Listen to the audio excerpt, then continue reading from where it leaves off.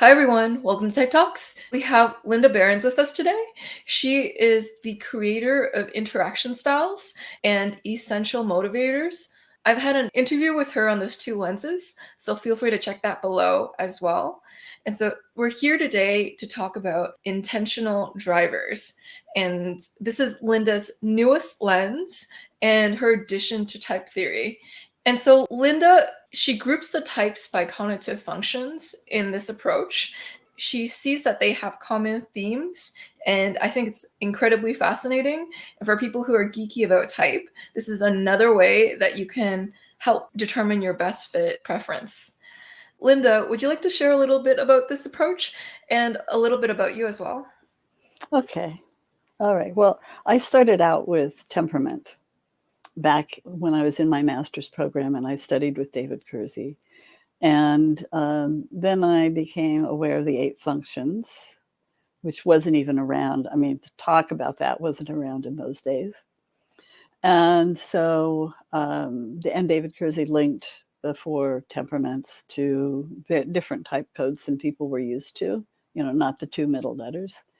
And so that sort of set the stage for me to tinker on my own with different ways that things were happening. So interaction styles started with people would say, well, how does DISC relate to Myers-Briggs?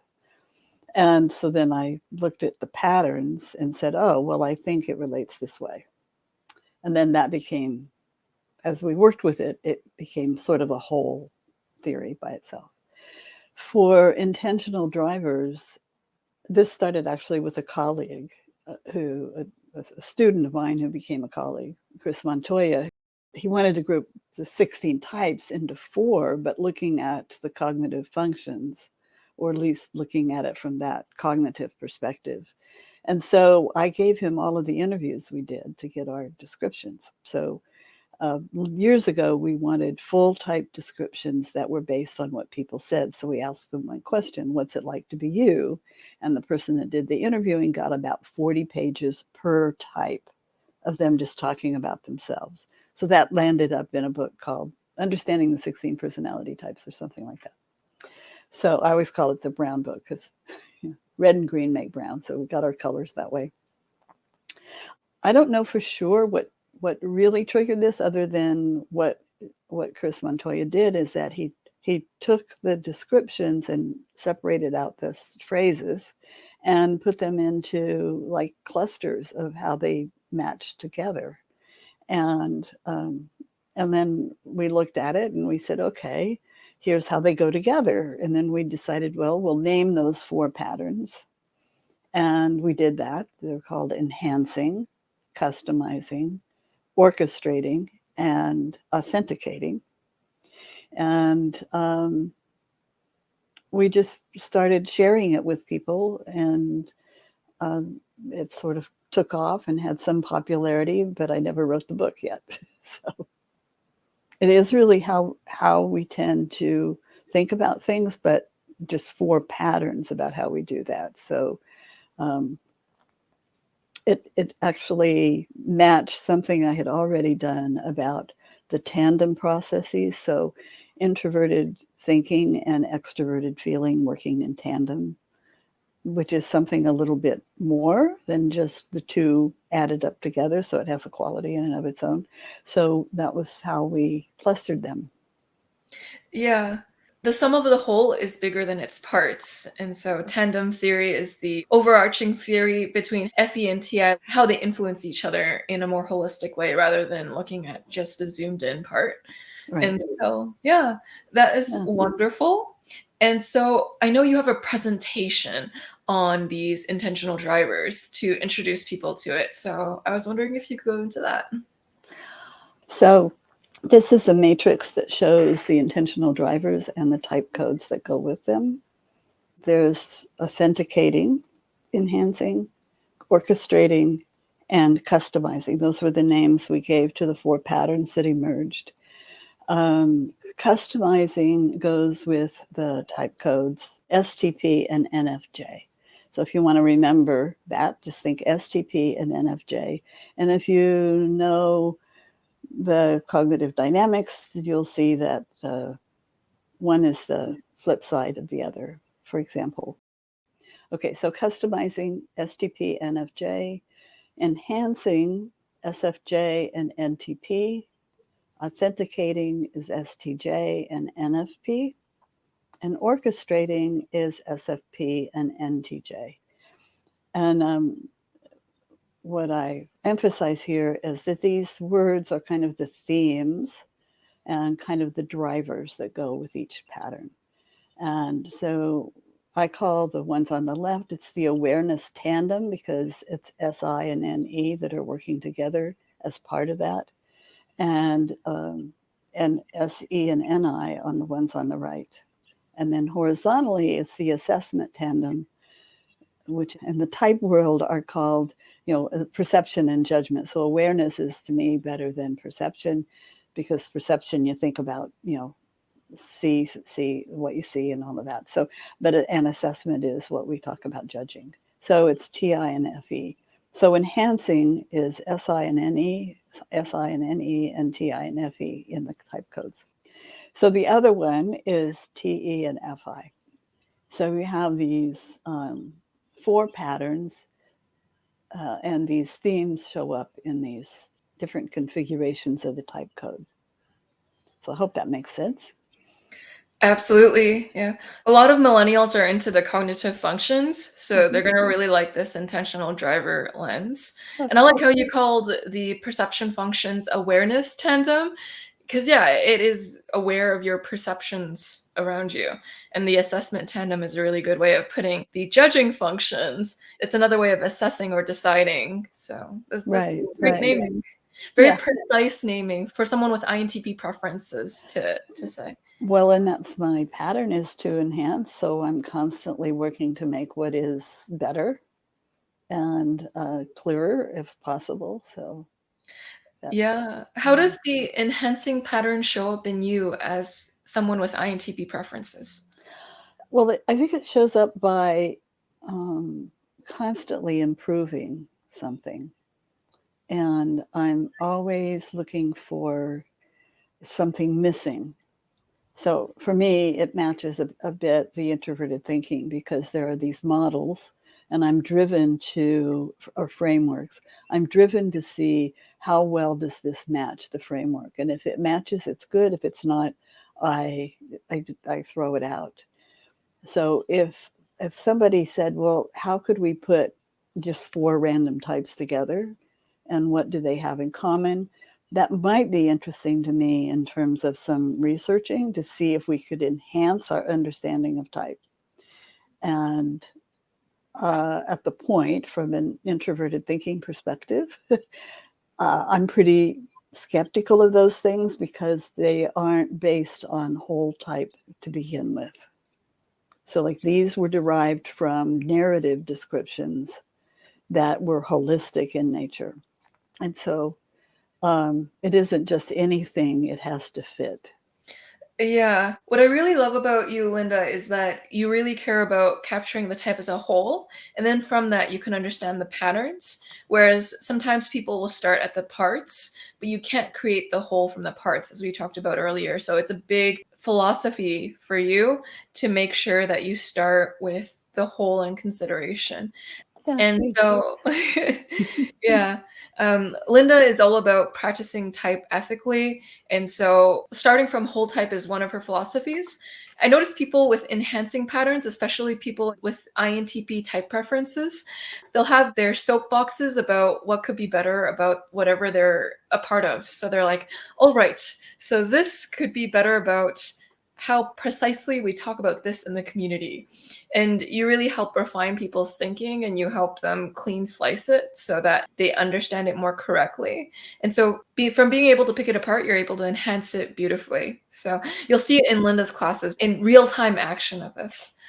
Thanks. Well, yeah, and I think it's also important to look at the SFJ variety of what that might look like, where it's often, I had a neighbor friend who had ESFJ preferences, and it seemed like she was always trying to make your experience better when you were working on something. And she worked with me for a while, so she She constantly made the practice better. The practice meaning the private practice that I had, and so it would be enhancing in perhaps a more tangible, serviceable way than the way NTP would do that. So we're dealing more in the theory realm, where SFJ is dealing more in the tangible world realm of taking care of people. However, we know from cognitive dynamics or type dynamics that inside of me there's an inner SFJ. So, and at my age, it seems to be showing up a fair amount. Yeah, it seems like there are two main forms of enhancing, the SFJ form of enhancing and the NTP form of enhancing. Whereas when we see the word enhancing, we typically associate it slightly more with NTPs because it's easier for us to spot, but the SFJ enhances just as much as the NTP. Yeah. Thank you for that clarification. Yeah, thanks. Yeah. I'm curious, Linda, how do the SFJ patterns in enhancing differ from the NFJ customizing? Well, so for customizing, it's about making something fit for a particular situation. So actually, I have much more ease at explaining it in terms of the NTP variety. So let me say that first, and then I'll come back to see what I can say about the SFJ variety. So for the NTP variety, it's really about getting things more pure.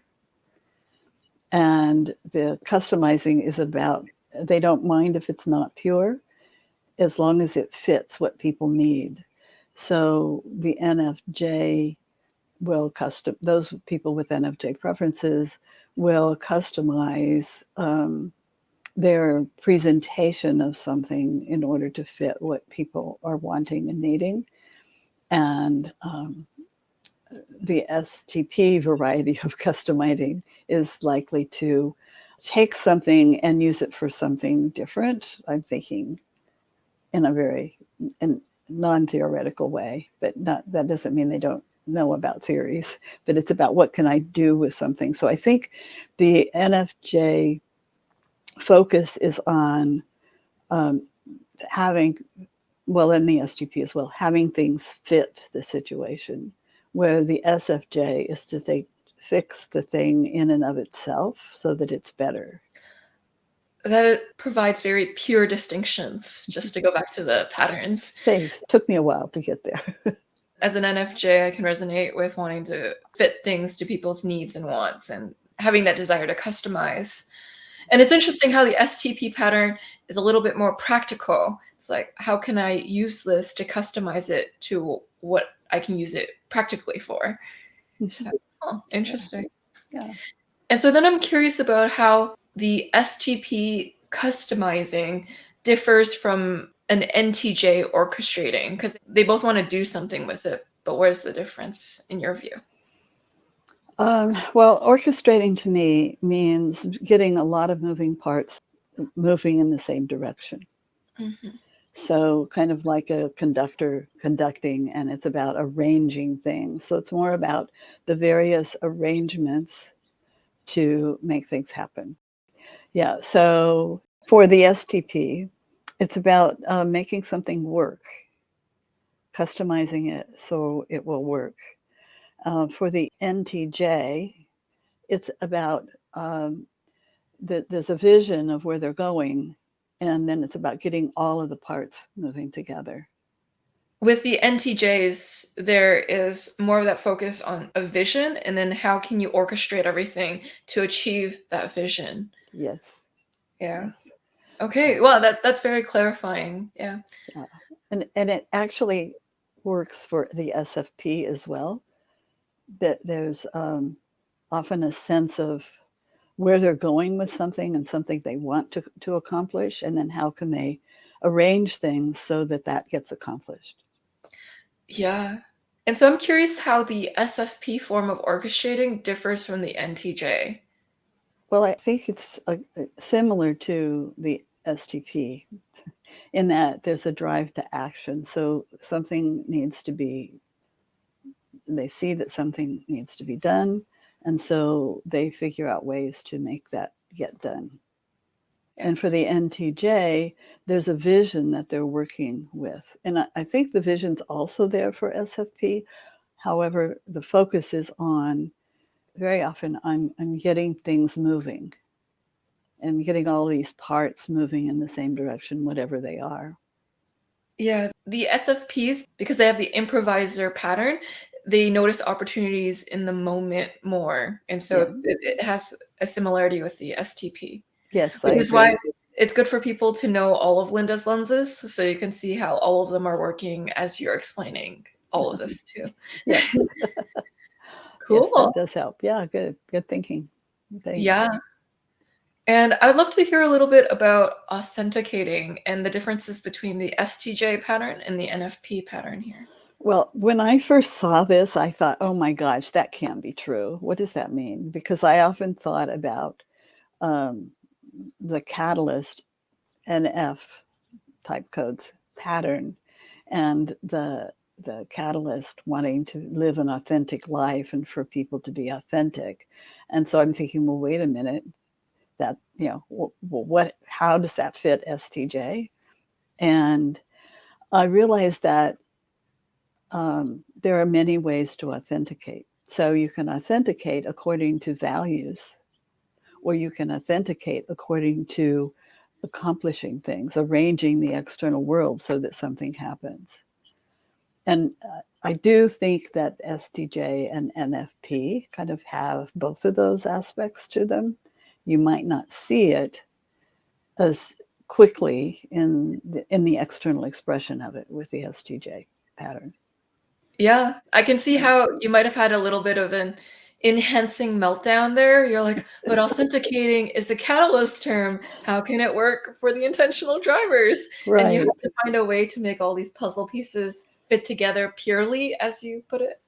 Yeah. And one way to think about it is there are rules, which I think is a little more STJ, that, checking against the rules and the order that's there. And then for the NFP, it doesn't mean that they're not interested in rules. People with those patterns do have some interest in rules. That their focus with this particular aspect of life is about authenticating, making sure, it could even be making sure that the rules serve an authentic purpose for the person. So it's the introverted feeling around valuing and extroverted thinking around organizing. What I'm also hearing here is authenticating and enhancing share the desire for purity in different ways. So with enhancing, they want purity of logical understanding. It's almost like the introverted sensing is working with the introverted thinking there a bit, where the SINE tandem process desires purity in some sort of way. Whereas for authenticating, they want purity of values. So there is that shared similarity. Yeah, I think purity would fit both pretty well. Cool. So thank you for allowing me to ask questions. One other observation I'm making here too is that with customizing and orchestrating, they seem to share this action-orientedness to it. That might not be the best word to use, but it's almost like customizing and orchestrating. They take an active stance, almost an SENI tandem process desire to use things in the moment for the best of the situation. Customizing wants to use things in the moment to customize for almost extroverted feeling purposes or introverted thinking purposes. Whereas orchestrating wants to, in the moment, adhere to their vision or values and find ways in the moment to make that a reality. So yeah, I'm hearing a bit of that. Yeah, I think so. Yeah. All right. Thank you, Linda, for bringing me through that. You're welcome. And so, yeah, we can keep going with your presentation. Oh, okay. So this is the way we thought about it, because this is cognitive and mental. And what are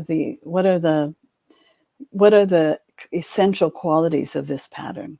So if we're going to talk about this pattern, the driver for the pattern is whatever the compelling intention is. That's why it's called intentional styles. We played around with cognitive styles, but decided it's really when you're starting a project or think about the work that you do. How do you go about it? What are you intending when you're doing that? What in of these particular aspects of it? And then there is so there's outcomes. So what you're envisioning are the outcomes that are going to happen from whatever action you take. And then this is true for all 4 patterns. So, and then there's a rationale that you know mentally what you're checking against, and a talent, because in my view you have these core drivers, and you always have some kind of talent to help you get those drivers met.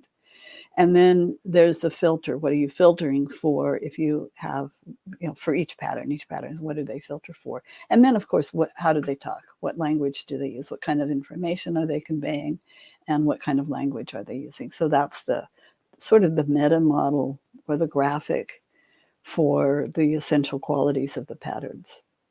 So let's make it a little more tangible. So the enhancing mind, right? So there's a compelling intention to enhance. Okay, that's got to be obvious, right? Is what it would be, and to make things better. And they want refined outcomes. They want to have the outcomes not just be whatever they are, but to have them be refined. And to do that, they filter for inconsistencies and accuracy and wholeness. And this is also true for the SFJ version, not just the NTP version. And they have a talent for synthesizing information, taking information in and seeing how it fits the model and how it fits the needs of the situation. And when they talk about, well, here's what's best, right? So they'll describe what's best. They will integrate the information, and then the tendency is to use descriptive language to describe what it is that you're talking about and what it is that needs to be changed or shifted to enhance. Is that helpful? That is super helpful. Yeah, so the enhancing preferences are the NTP and SFJ type patterns for anyone who is forgetting or anyone who needs a reminder. And Yeah. so I can definitely see this playing out in Linda. Linda is known for her accuracy. And so I noticed that there's a desire to enhance that comes from there's so much misinformation and so much noise out there in the type community that she will notice when something is incongruent with the framework that she spent so much time refining. It's like the hours that Linda has spent refining her internal framework, it outbeats a bodybuilder who's been training 10 hours a day every single day. She's constantly improving her knowledge on typology.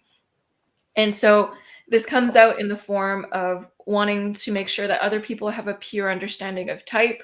And so with people who are INTPs, this can look like pedanticness on the outside, but it really is a concern for if you love the theory, you want to make sure that you're logically consistent and provide clarity when distilling the topic. So as an NTP, Linda is really able to cut things up into very specific ways of seeing it. So you have 4 lenses, and they actually provide you more accuracy on how to see whole type pattern.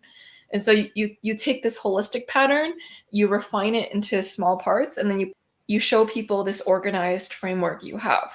And it benefits society. This is the NTP or the INTP preference gift to society. It's your ability to put things into frameworks. And yeah, so thank you for that, Linda. If we haven't scrambled their brains by that time. There's always a possibility of confusing the audience, but it's good. It's helping them with flexing their mental muscles. With introverted thinking, it's known for sometimes data dumping. So it's, hey, here's all my data. Hopefully you can make all the connections to as I explain it.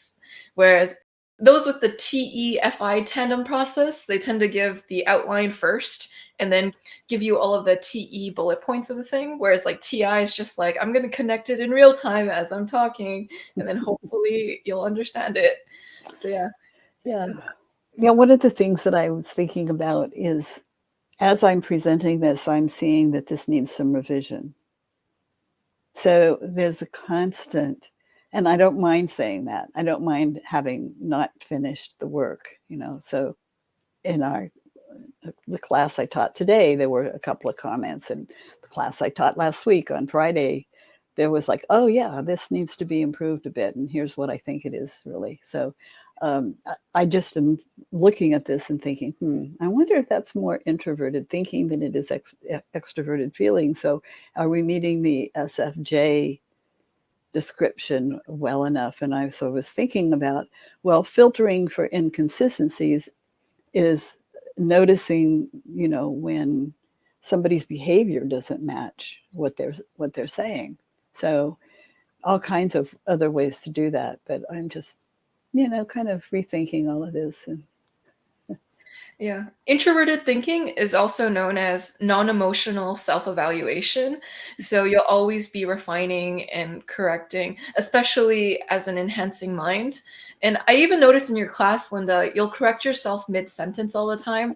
You'll be like, what I said could be more accurate. Let me actually say this again in this more accurate way. And I'm like, wow, your enhancing mind is so strong that you even correct yourself when you're talking all the time too. of course, I want you to have the best experience and the most accurate information.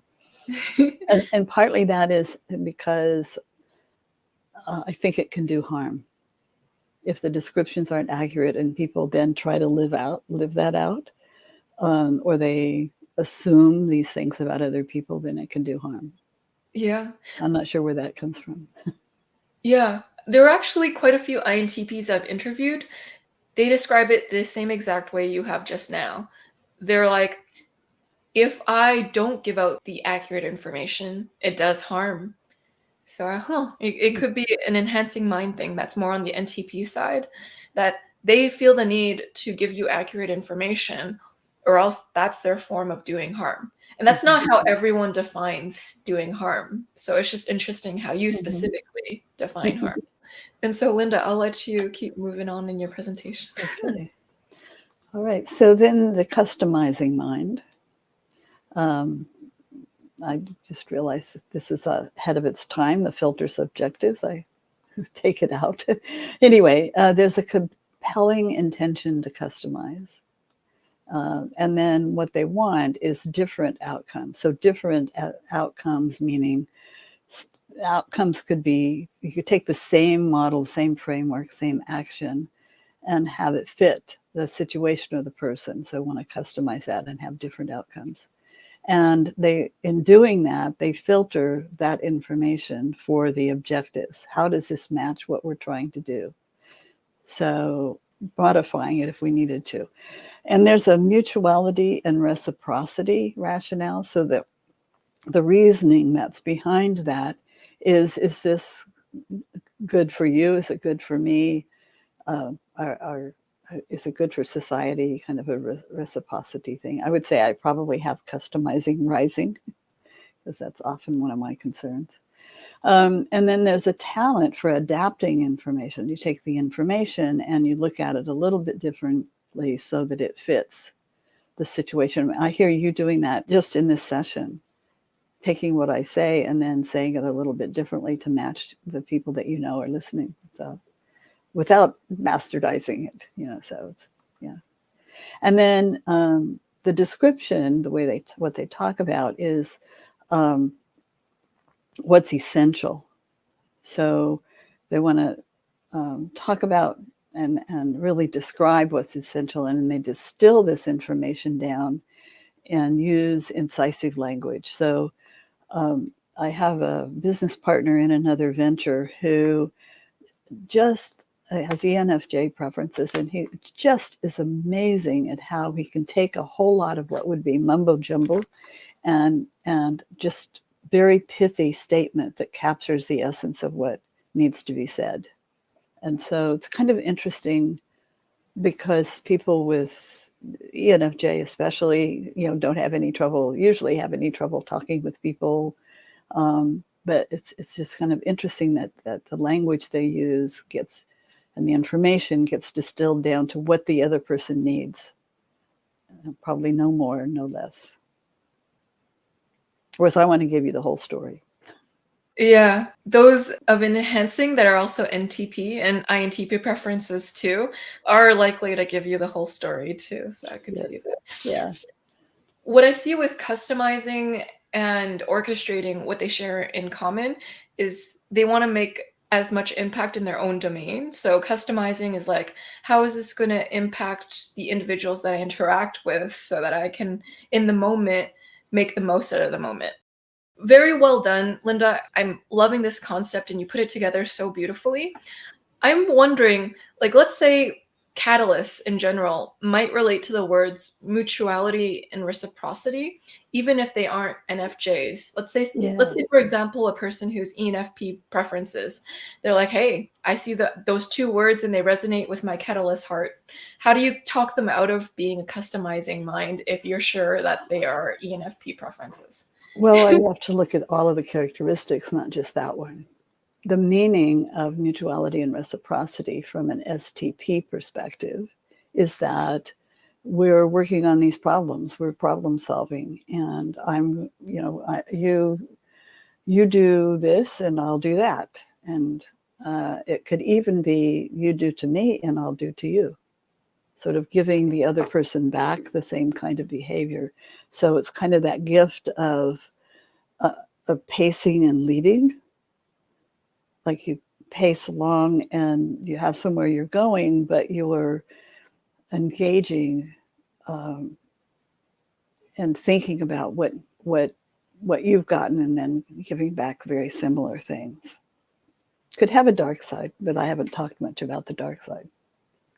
What's the dark side? Well, the dark side is you do to me, I'll do to you. So just different intonation. Oh, Yeah. that's saucy.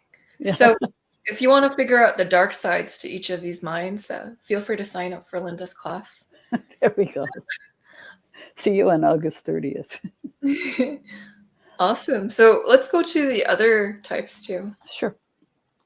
Okay, so authenticating. So to me, authenticating means that it's real or accurate or justified. So there's this compelling intention to authenticate whatever the information is, and the outcome they want is that it's valid. And that might show up in the STJ way of wanting the data to, prove it to me, show me the data, or the NFP around, the outcomes match the values, like we're congruent with our values. So it could be both of those.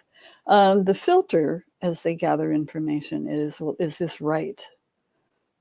Is it right according to the standards, the rules? Is it right according to the values that we've agreed upon, or the values that I hold? And morality and agreement is the rationale. Like there's a big focus here on morality and agreement. The talent is for validating the information, and it's instant. Like you just know that this doesn't fit. Whereas for me, I know instantly whether it fits the model. For someone with an authenticating mind, they will know whether it's valid, whether it's accurate, whether it's according to the rules, or whether it matches the values. And what they talk about is they will talk about what's important. What's important here is that we, do A, B, C, D, or what's important here is whatever the value is. And they tend to investigate information to check that out. And the language tends to be narrative. So there's often like a narration that goes with it, kind of a story, if you will. So that's this authenticating mind, the STJ NFP. Yeah. What I'm noticing here is when you have the authenticating mind up and also the enhancing mind up, you used words like for the enhancing, filters for inconsistencies. And here it says filters for rightness. So you can see the functions showing up in these minds too, because that's a lot of the introverted sensing and extroverted intuition tandem process together. The introverted sensing is always comparing things to past things. Right. So I just thought I'd point that out for the audience. This Yeah. is really good stuff. This has a lot of nuance to type that's very needed. I'm curious, for the NFPs who view themselves as very relaxed, and so when they see words like morality or rightness, they might have more of an STJ association with it. So how would you get an NFP to see that they have an authenticating mind if they're not yet sold on it yet, but they totally fit it, but they just need an additional explanation to get there? I would probably catch them in a judgment they made. I mean, it's sort of, my daughter-in-law has these preferences. And she often talks about, things that were right and things that were wrong. That is super helpful. Good. Wonderfully put, Linda. It's not like the rest of us don't do that by occasion, but it's fairly frequent. Yeah. Yeah, for them, it's almost instant opinions Mm-hmm. or instant momentary emotional reactions. Like they know how things resonate in terms of rightness. Mm-hmm. They just do, but that it comes so naturally, they may not even notice it. So your intentional driver might be something that's almost like a fish swimming like water. So you might actually need someone else to point out, oh, it shows up in you all the time. You just don't know it. Yeah, I've found in sharing this with people that sometimes they don't recognize it until I put the type code in there and they say, oh, okay, well, maybe I better reconsider. No. Yeah. So thank you, Linda, for doing that. The next one? Yep. Okay, orchestrating mind. I think about the orchestra conductor, but it's about getting all these moving parts going. And there's a compelling intention to get moving parts going in the same direction. And the kind of outcomes they want, or they want to be efficient about it. So efficient outcomes. The filters they use are how persuasive will it be. And when Chris Montoya and I were working on this, I had a really hard time seeing this. But they're looking for how persuasive is it, I suppose, maybe a little bit that there's evidence, maybe that it's in some way moving, but that emotionally moving, but somehow whatever is coming in has to be persuasive. And they tend to want to be persuasive, if I would say that.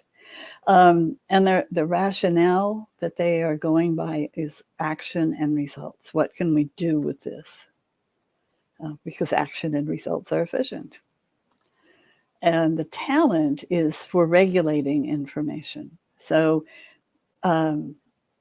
if you look at someone with these preferences, the SFP and the NTJ, there is an efficiency to the way they get things done and what they're looking for, and they lose patience sometimes with too much information. So they want to just bring in and share the information that's going to be matching what it is they're working on. And the language tends to be, they talk about, well, what's effective, and negotiates information, which I still have trouble with what that phrase is, but Chris persuaded me to say that this is what it is. They're negotiating the information. In other words, I'll use the information that's right for you, and I'll use different information with right for the other person. They may be talking about the same thing, but they're negotiating using what's going to be efficient. And the language that they tend to use is fairly influential. So presenting influential, persuasive things that in a way. Other people want to hear something that will make sense to them.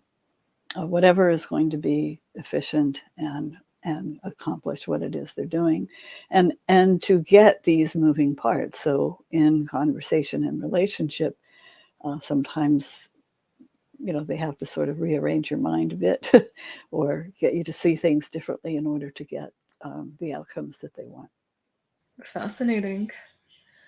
And so when it comes to persuasiveness, could you ground that down in the sensory? How would it look like the NTJ SFP form of persuasiveness? And is it different depending on if you're an NTJ or an SFP? Oh, I'm sure there is. I think those with SFP preferences often key into what's important to you. So keying into your values as well as their own. And persuasiveness for the NTJ version is because there's always this drive to accomplish what they see needs to be accomplished. So that might be in talking about the consequences of something. If we don't do this, this is going to happen. Kind of logical arguments to rearrange the way you're thinking about something. Makes sense. It's almost like you have to take them away from colloquial connotation too, because when I initially think of persuasiveness, I think of more of the SFP form of persuasiveness. I'm like, oh, okay. So the NTJ way makes sense too, but I would have needed, like, someone would have needed someone to explain it to them for them to fully understand that. So yeah, I think it's when I think about that, I think it's the capacity to have anticipated what needs to be done and have laid it all out. So it's persuasive because you can see how you're going to get there. You see the path to get there. yeah, it's elegantly laid out. Yeah. And so I'll let you keep going on with the PowerPoint. Well, I think that was the end of the slideshow. So there we go. Beautifully timed. And so that was a wonderful breakdown of the 4 intentional drivers, Linda. Thank you for giving us a preview. I was also a part of Linda's initial pilot of these 4 intentional drivers, as I'm someone who was in Linda's classes, and I can tell you that you can learn a lot there, especially in a peer community where everyone knows about type and you get to discuss it in real time with the Linda Berens herself here. And so, before you leave, I'd love to ask you a few questions. I'm going to pull up something I found online about the intentional drivers and probe you a little bit. Okay. So this chart is additional information on the 4 intentional drivers. So you mentioned the shadow style. There's a dark version of every style. And so if you could share a little bit about that with people. Yeah. So basically, the way the matrix is laid out, enhancing and authenticating have some things in common, and customizing and orchestrating have some things in common, and enhancing and customizing have some things in common, and authenticating and orchestrating have some things in common. So I was looking for what happens diagonally, because there is something that's in common. But often what happens is this shadow stuff. So if I have to do orchestrating, if I'm in a situation where I have to get orchestrating, I tend to get rigid with it. I guess it's just turning up the volume really loud on the kind of orchestrating and the manipulation kind of way you could think about it as orchestrating, because you're trying to get people to do things. And so that's what I mean by dark orchestrating at this point. I haven't looked at this for a while, so I might find some other things that they would say, but that's kind of what I would see. I see. And so what I'm noticing in you, Linda, is that there's a desire to make both sides of the equation fit. You're like, oh, I see it makes sense horizontally and vertically. So I wonder how it makes sense diagonally. So it's almost like you want all sides of the equation to equal each other. Like if it doesn't, then something is mismatched. You have to make the logic line up completely so that all sides of it are congruent and fit each other. It's like, yes, Yeah. I can see the enhancing at work here. Even finding the diagonal correlations is so enhancing of you. You're like, oh, all right. Well, and at the moment, I can't remember what I would have put in that graphic because I don't have it available. Where the things in common, but what enhancing and orchestrating may be that they're working on improving or making something happen.